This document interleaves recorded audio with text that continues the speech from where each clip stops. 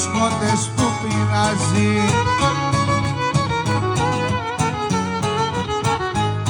Μια μέρα της γειτόνισσας της πήραξε μια κότα και γίναμε του σκότω μου απ' έξω από την πόρτα.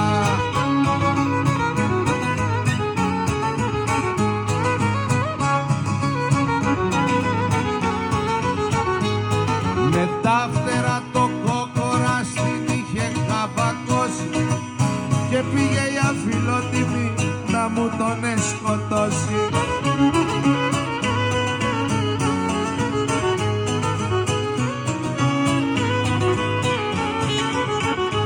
Βραστά πουλιά να παίξουνε της λέω βρε κυρά μου, μακάρι να παίζα κι εγώ με μια γειτόνισσα μου.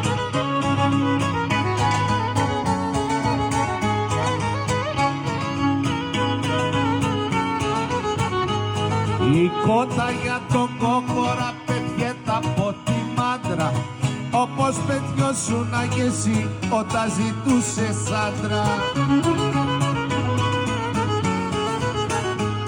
Κι αν τα κάνω ο Θεός πουλιά Κώστα, δεν έχει αυτά παιχνίδια, μακάρι να δεν λες κι εσύ να κάναμε τα ίδια.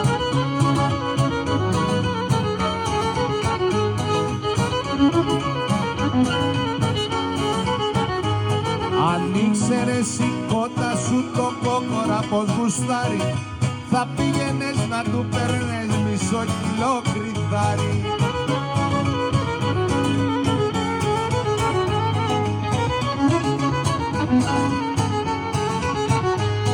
Αν ήθελες την κότα σου να μην την πειράζει έτσι, να την κλείνες στο κήπο σου ή μέσα στο κοτέτσι.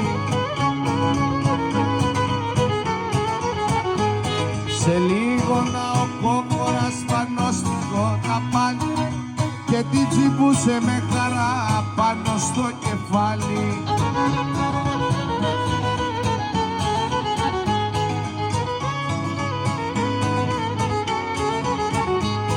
Την ώρα που έτσι πάγε ο κόκορας στην κότα, φωνάζω της γειτονισσάς που κοίταζα απ' την πόρτα.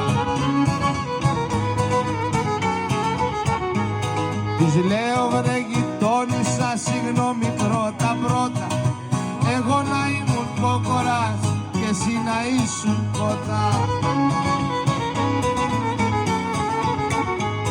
Μου λέει δεν χρειάζεται για να μου πει συγγνώμη, μια ώρα περιμένω εγώ αλλά εσύ ακόμη.